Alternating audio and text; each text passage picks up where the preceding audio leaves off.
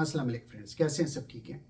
आज की वीडियो में हम एक बहुत ही अहम टॉपिक पे डिस्कस करेंगे कि जब 179B की वजह से आपका वीज़ा रिफ्यूज़ल आ जाता है तो इसके बाद आपको क्या करना चाहिए।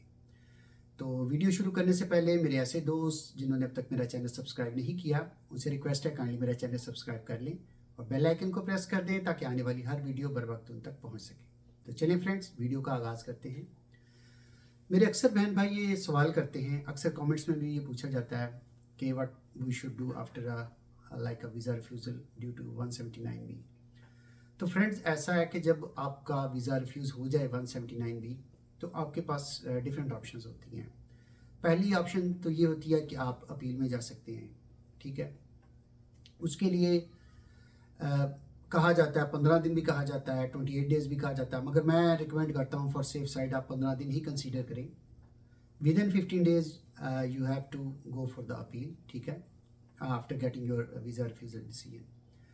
तो उसमें फिर आपको प्रॉपर आपको यानी उसकी जस्टिफिकेशन देनी पड़ती है कि why you are thinking you should get visa, और उसमें मैं आपको ज़रा स्टेप बाय स्टेप बताऊंगा। मगर इसके बाद उससे पहले हम डिस्कस कर लें कि इसके बाद जो ऑप्शन आ जाता है ना, वो होता है कि आप रीअप्लाई करते हैं वीज़ा, ठीक है, अपनी यानी एप्लीकेशन दोबारा सबमिट करते हैं।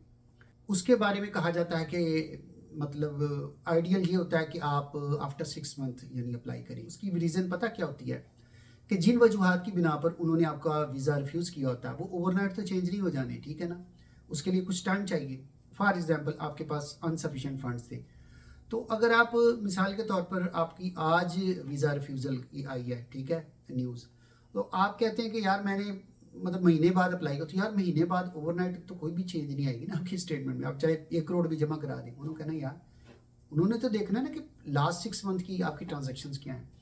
तो इसलिए रिकमेंडेड ये है कि आफ्टर 6 मंथ, ठीक है, आप दोबारा अपनी एप्लीकेशन को सबमिट करें, दोबारा फीस जमा कराएं और दोबारा नई एप्लीकेशन सबमिट करें और बड़ी अच्छी तैयारी के साथ जाएं, प्रॉपर डॉक्यूमेंटेशन के साथ जाएं और प्रॉपर किसी की क्या लें कि टेक्निकल गाइडेंस लेके जाएं ताकि आपके चांसेस जो हैं सक्सेस के वो ज़्यादा से ज़्यादा हों, ठीक है। ये एक प्रॉपर रिकमेंडेड चीज़ मैं आपको बता रहा हूँ। अगर आप जल्दी भी जाना चाहते हैं तो उसमें आप मेक श्योर करें कि जिन रीजंस को उन्होंने मतलब बताया ना आपका वीज़ा रिफ्यूज़ करते हुए कि यार due to these reason we are not able to give you a visit visa, और जो भी आप चाहे स्टडी वीज़ा कोई भी आप अप्लाई कर रहे हैं, बिजनेस वीज़ा इवन, आपने उन रीजंस को एड्रेस करना प्रॉपर्ली, ठीक है। तो उसमें मैं बताता चलता हूँ कि आपने किन चीज़ों को एड्रेस करना है after getting your refusal of a visa application. आपने सबसे पहले तो इस चीज़ को लाइटली लेना, ठीक है, टेक इट सीरियस कि आपका वीज़ा जो रिफ्यूज़ल आएगा, ठीक है। आपने जो भी उन्होंने आप पर एलिगेशन लगाई है आपने उसको प्रॉपर एड्रेस करना है, ठीक है। उसके बाद आपने उसकी जस्टिफिकेशन देनी है, जो भी यानी रीज़न है आपने अपनी सफाई में कहना कि सर ये बात इस तरह नहीं थी, ये बात इस तरह थी, मैं इस तरह मैं कह लें कि आपको एक्सप्लेन नहीं कर पाया, जो भी आपके गिवन सर्कमस्टांसेस हैं, ठीक है, आपने उसको प्रॉपरली एक्सप्लेन करना है उन्हें, क्योंकि बेसिकली तो आपने उनको कह लें कि you are trying to make their mind, ठीक है, आपने उनको बेसिकली सेटिस्फाइड करना है कि वो आपको वीज़ा दें। तो उसके लिए ज़रूरी है कि आप जो भी उन्होंने रीज़न लगाएंगे ना, आप उनको प्रॉपर एड्रेस करें और उसकी प्रॉपर जस्टिफिकेशन दें, ठीक है, ताकि वो कायल हों और आपको वीज़ा मिलने में आपको आसानी हो, ठीक है। उसके बाद आपने क्या करना है, उन्हें सफिशेंट जो हैं आपने जो यानी फाइनेंशियल सिचुएशन या स्टेबिलिटी वो बतानी है कि भाई मैं फाइनेंशियल स्ट्रॉन्ग हूँ, ये देखें। इसके बाद फॉर एग्जांपल अगर आपने कुछ देर बाद किया है तो आप उन्हें बता सकते हैं कि ये देखें जनाब, इस दौरान मेरे ये स्टेटस में ये जो है सिग्निफिकेंट चेंज आई है और आप देख सकते हैं ये ट्रांजैक्शन है फॉर एग्जांपल लाखों से करोड़ों में चली गई हैं या मतलब चंद लाखों का भी इजाफा हुआ है ना। तो आपने उन्हें बताना कि ये देखें जी मज़ीद मेरे पास आए हैं, जैसे फॉर एग्जांपल आप बता रहे हैं कि मैं बिजनेसमैन हूँ, तो आप उन्हें बता सकते हैं देखिए जी मैं तो बिजनेसमैन हूँ, ये देखें ये फर्दर ट्रांजैक्शन भी हुई है मेरे अकाउंट में।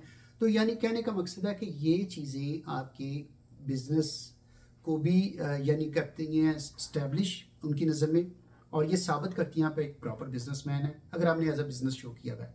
मैं यानी तमाम यानी डिफरेंट कैटेगरीज को ना सम अप करके अंडर वन रूफ ही आज डिस्कस कर रहा हूँ। तो अगर वो नहीं भी है तब भी आपने अपनी फाइनेंशियल स्टेटमेंट में ये साबित करना है कि यार आप इतने माशाल्लाह फाइनेंशियल स्टेबल हैं कि वहाँ जाकर आप अगर विजिट करना चाहते हैं, सिर्फ घूम फिर के आना चाहते हैं, तो आपके लिए कोई मसला नहीं है वहाँ मैनेज करना ना। तो जितना आप अपने आप को ज़्यादा फाइनेंशियल स्टेबल शो करेंगे ना, याद रखें आपके वीज़ा मिलने के चांसेस उतने ज़्यादा हैं, ठीक है। तो ये आपने फाइनेंशियल स्टेबिलिटी ज़्यादा बेहतर तरीके से उन्हें शो करनी है, ठीक है जी फ्रेंड। उसके बाद हमेशा याद रखें, आपने हमेशा अपनी विलिंगनेस शो करनी है that you will come back to your like origin country. आपने ज़्यादा से ज़्यादा अपनी यहाँ लाइबिलिटीज़ उन्हें बतानी है। फॉर एग्जांपल आपने बताना, यार मेरे बच्चे स्कूल जाते हैं, अगर आप बिजनेसमैन है, यार मेरा बिजनेस है, मैंने आके इसको मतलब दोबारा इसकी टेक केयर करनी है, अगर मैं उधर रह जाता हूँ तो इसकी टेक केयर कौन करेगा, मेरा इतना मेहनत से बनाया हुआ बिजनेस ये ख़राब हो जाएगा। ये बड़ी सॉलिड रीज़न है, इसको समझिए। आपने उनको ये रियलाइज़ कराना है कि यार मेरी यहाँ जो हैं टाइज वो बहुत स्ट्रॉन्ग हैं और मैंने वापस आना है, क्योंकि मैं वहाँ ज़्यादा देर नहीं रह सकता। My purpose is only to go there and just visit and then come back to my home country, right. तो उसके बाद अगर आपकी अच्छी जॉब है तो आपने बताना है, फॉर एग्जांपल आपने वहाँ से कोई छुट्टी ली है फॉर पर्टिकुलर मतलब टाइम, तो आपने उन्हें बताना है कि देखिए मैंने इस टाइम से लेके इस टाइम तक जो है वो मैंने लीव ली है, ठीक है। तो उसके बाद मैंने वापस आना है और मैंने अपनी जॉब को दोबारा रिज्यूम करना है। तो मैं अपनी इतनी अच्छी जॉब तो नहीं छोड़ सकता, वहाँ स्किप होकर क्या करूँगा, मैंने मतलब वो मिनिमम वेज पे काम करूँगा और इलीगल रहूँगा, ये तो नहीं मैं कर सकता। आपने ये चीज़ें जस्टिफिकेशन में बतानी है, ठीक है। आपने उन्हें बताना है, अपनी विलिंगनेस शो करनी है कि आप वापस आएंगे। जैसे मैंने बताया कि बच्चों का बताना है कि मेरी लाइबिलिटीज़ हैं, आपके पेरेंट्स हैं वो बताना है कि उनकी टेक केयर कौन करेगा, मेरी फैमिली इधर है, मेरा सारा कुछ इधर है, मेरा बिजनेस इधर है, अगर जॉब है तो मेरा जॉब इधर है मेरी, तो मैंने वापस आना है और ये चीज़ें संभालनी है। तो ऐसा नहीं हो सकता कि मैं वहाँ स्किप हो जाऊँ, तो मैं एज ए विजिटर जा रहा हूँ, मैंने विजिट करना है वापस आ जाना है, और ये मेरे सफिशिएंट फंड्स हैं। जैसा कि मैंने आपको पहले बताया, आपने अपनी फाइनेंशियल स्टेबिलिटी शो करनी है, ठीक है। अच्छा, उसके बाद आ जाते हैं डिफरेंट जो दोस्त हैं वो डिफरेंट क्वेश्चन पूछते हैं। ये तो चंद चीज़ें थी जो आपने मतलब आपने कह ली स्टैब्लिश करनी है अपना पॉइंट ऑफ व्यू क्लियर करने के लिए, ठीक है। उसके बाद कुछ दोस्त पूछते हैं कि खुदा न खास्ता जब आपका वीज़ा रिफ्यूज़ल आ जाता तो आया आपको फ़ीस वापस मिलेगी, तो नहीं, आपको फ़ीस वापस नहीं मिलती, ठीक है। वो फ़ीस जो है वो आपको यानी जब प्रोसेस स्टार्ट हो जाता है ना, वो आपकी फ़ीस चली जाती है। उसके बाद जब आप दोबारा नई एप्लीकेशन फ़ाइल करते हैं तो आपको नई एप्लीकेशन के साथ दोबारा मतलब फिर फीस जमा करवानी होगी। ये नहीं हो सकता कि आपके जी मेरी पहले मेरा रिफ्यूज़ल आया सी तो उससे जी नई एप्लीकेशन ले लो, ऐसा नहीं होना। तो जहाँ आप इतना बड़ा ले रहे हैं तो मेरा ख्याल वहाँ ये चीज़ें छोटी छोटी मैटर नहीं करती। Just to bring into your knowledge, I am just want let you know कि आपको नई एप्लीकेशन के साथ नई फीस जमा करवानी। उसके बाद बाज़ दोस्त ये भी क्वेश्चन करते हैं, मैंने कहा चले छोटे छोटे जो है ना क्वेश्चन आंसर वो भी सम अप करता जाऊँ अंडर वन अम्ब्रेला। कुछ दोस्त ये भी सवाल करते हैं कि यार अगर हमारे बायोमेट्रिक हो गए हैं, ठीक है, और वो दोबारा तो नहीं हमें देने पड़ेंगे नई एप्लीकेशन के साथ। तो ब्रदर जब आपके एक दफ़ा बायोमेट्रिक हो जाए ना, चाहे वो वर्क वीज़ा के लिए हो, स्टूडेंट वीज़ा के लिए, किसी भी पर्पज़ के लिए, तो वो 10 साल के लिए वैलिड होते हैं। तो 10 साल तक आपको किसी भी यानी बायोमेट्रिक के लिए जाने की दोबारा ज़रूरत नहीं, ठीक है। वही जो बायोमेट्रिक हैं वो आपके चलेंगे 10 साल तक, ठीक है, अनलेस कि वो एक्सपायर ना हो जाए, वो 10 साल की यानी कि टाइम पीरियड को से आगे ना चले जाएं, ठीक है। तो उसके बाद आ जाता है रिफ्यूज़ल का रेट क्या है। जी मोस्ट इम्पॉर्टेंट जो क्वेश्चन है जो किया जाता है। अच्छा, IRCC की जो स्टैटिक्स बता रेट ऑफ रिजेक्शन 82% से लेके 66% पर आया 2011 से लेके 2020 तक। तो यकीनन ये खुशाइन बात है मेरे ऐसे बहन भाई जो यहाँ आना चाहते हैं उनके लिए कि रेट ऑफ रिजेक्शन कम हुआ है, इसका मतलब है कि वीज़े ज़्यादा मिलेंगे। और मैं एक और चीज़ बताता चलूँ कि 2023 का अब तक का जो रेट ऑफ रिजेक्शन है ना वो 30 से 50% है, यानी 30 to 50% है। इट डिपेंड्स कि आपका ओरिजिन कंट्री कौन सा है, ठीक है, आप किस कंट्री से अप्लाई कर रहे हैं ये इस पर भी डिपेंड करता है। तो मैंने कहा ये चंद जो मोस्ट इम्पॉर्टेंट चीज़ें थी 179B की, उसके हवाले से वो आपको बताता चलूँ। अच्छा, एंड में मैं आपसे एक और चीज़ शेयर करता चलूँ कि मेरे अक्सर दोस्त ये पूछते हैं कि यार ये हमें लग क्यों गया। खैर इस पर मेरी एक डिटेल वीडियो भी मौजूद है 179B के हवाले से, मगर आज मैं थोड़ा सा ना ब्रीफली आपको बताता चलूँ कि इसमें कुछ ऐसे फैक्टर्स हैं जो मतलब कह लें कि हमारी थोड़ी सी नेग्लिजेंस की वजह से ना हमारा रिफ्यूज़ल आ जाता। हालांकि वो आसानी से हमें वीज़ा मिल सकता है, मगर ये छोटे छोटे कुछ फैक्टर हैं ऐसे जिनको अगर हम कह लें कि जिन पर हम ध्यान दें और जिनका ख्याल रखें एप्लीकेशन फ़ाइल करते हुए, तो यकीनन इस वजह से आपका रेट ऑफ सक्सेस ज़्यादा हो सकता है। तो चलिए वो डिस्कस करते हैं। जी फ्रेंड्स, तो वो रीज़न इस तरह हैं जो आपके रिफ्यूज़ल की वजह बनते हैं। जो कॉमन रीज़न है वो छोटे छोटे वो मैं आपसे डिस्कस कर। आपने अपनी ट्रैवल डिटेल ही नहीं मुकम्मल बताई नहीं, आपकी जो ट्रैवल हिस्ट्री है वो ही नहीं आपने कंप्लीट बताई हुई कि आप सेटिस्फाई कर सकें वीज़ा ऑफिसर को कि यार you are a frequent traveller और आपको वीज़ा मिलना चाहिए। आप बाकी मुल्कों में जाके टाइम से वापस आ जाते हैं, यहाँ भी जाके वापस आ जाएंगे। तो बाज़ औक़ात हम लोग बस कह लें कि ऐसे ओवरसाइट कर जाते हैं, कहते हैं कि चलें यार कोई नहीं, आप एप्लीकेशन फ़ाइल करें, तो कुछ बताते हैं कुछ नहीं, आप इनकम्प्लीट बताते हैं अपनी एप्लीकेशन में, ये भी एक रिफ्यूज़ल की वजह बनती है। अच्छा, दूसरी रिफ्यूज़ल की वजह बनती है आपके पास इनसफिशेंट जो है वो ट्रैवल इंश्योरेंस होती है।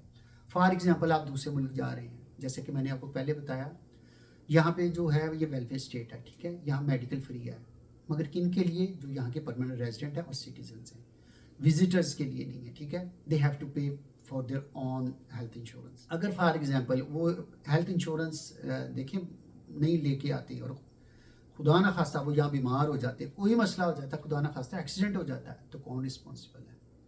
देखिए यहाँ का मेडिकल तो बहुत ज़्यादा एक्सपेंसिव है। तो कहने का मकसद है उनके पास अगर इनसफिशेंट जो ट्रैवल इंश्योरेंस होती है, जो उस चीज़ को उनके ट्रैवल को या उनके विज़िट को कवर नहीं कर रही होती, तो वीज़ा ऑफिसर के लिए ये भी एक रीज़न होती है कि वो आपको रिफ्यूज़ कर दें, कि वो नहीं चाहते कि आप यहाँ के मतलब ट्रबल में आएँ, क्योंकि देखिए खुदा न खासा हादसा तो कहीं भी हो सकता है, इंसान है, कहीं भी बीमार भी पड़ सकता है। तो ये भी एक बहुत बड़ी रीज़न होती है कि अगर आपके पास इनसफिशेंट ट्रैवल इंश्योरेंस हो। उसके बाद होता है अनक्लियर पर्पज़ ऑफ ट्रैवल, यानी आपको पता ही नहीं आप क्यों जा रहे हैं। और जी मैं सैर करने जाना, भाई सैर करने जाना, आप फॉर एग्जांपल टाइमिंग भी आ जाती है इसमें।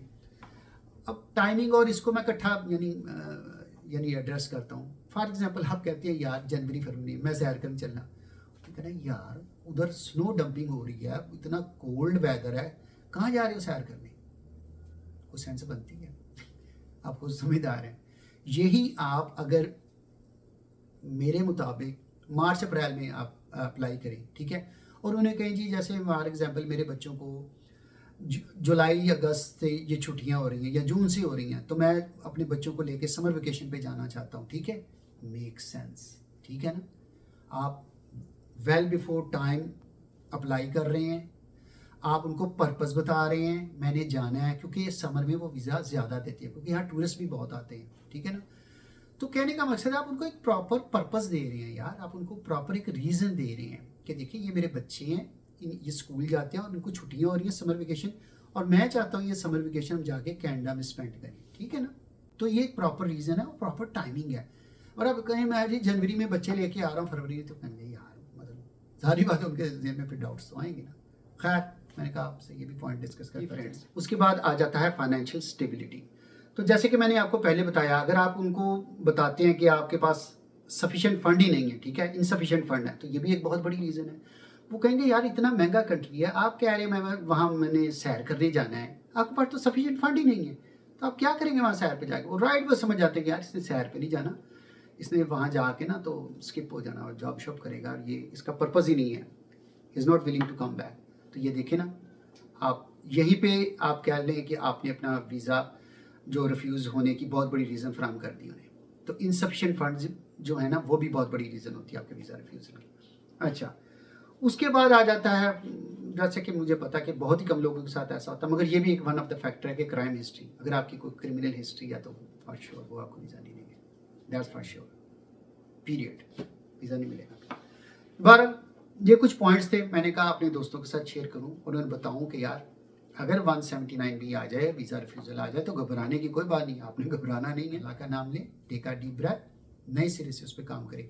और अच्छा ये भी मैं बताता चलूँ कि वीज़ा रिफ्यूज़ल जब आ जाए ना, तो उसके बाद भी ये नहीं होता कि आपको वीज़ा मतलब नहीं मिलना, उसके बाद भी लोगों को मिलते हैं। क्यों नहीं मिलते? अगर आप उस यानी रीज़न को प्रॉपर, जैसे कि मैंने पहले डिटेल बता दिया, एड्रेस करते हैं, जस्टिफिकेशन देते हैं, प्रॉपर उसको डॉक्यूमेंटेशन के साथ जाते हैं। अगर इस दौरान कोई कह लें कोई सब्सटेंशियल चेंज आ गया आपके स्टेटस में, फॉर एग्जांपल आप जॉब कहीं कर रहे थे, आपकी प्रमोशन हो गई है, यार ये बहुत बड़ा पॉइंट है, आप बताएं जी मैं वहाँ असिस्टेंट मैनेजर था, मैनेजर हो गया हूँ, या मैं वहाँ एक फॉर एग्जांपल डायरेक्टर था, मैं जीएम हो गया, यार इट्स अ बिग अचीवमेंट, ठीक है। फॉर श्योर ये चीज़ें उनका माइंड मेकअप करने में हेल्पफुल साबित होती हैं।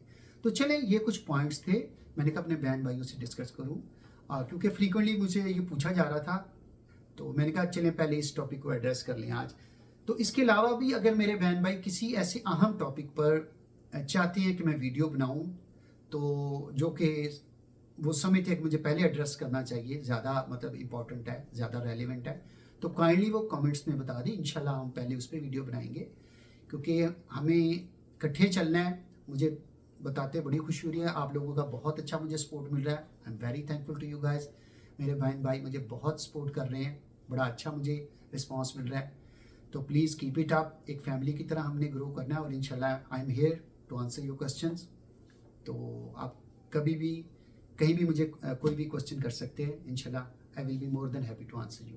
तो चलें, ये थी आज की वीडियो अगर अच्छी लगे तो प्लीज़ इसको लाइक और शेयर कीजिएगा, दुआओं में याद रखिएगा, अपना बहुत सा ख्याल रखिएगा। चलें जी, मिलते हैं किसी और वीडियो में। ओके जी, अल्लाह हाफ़िज़।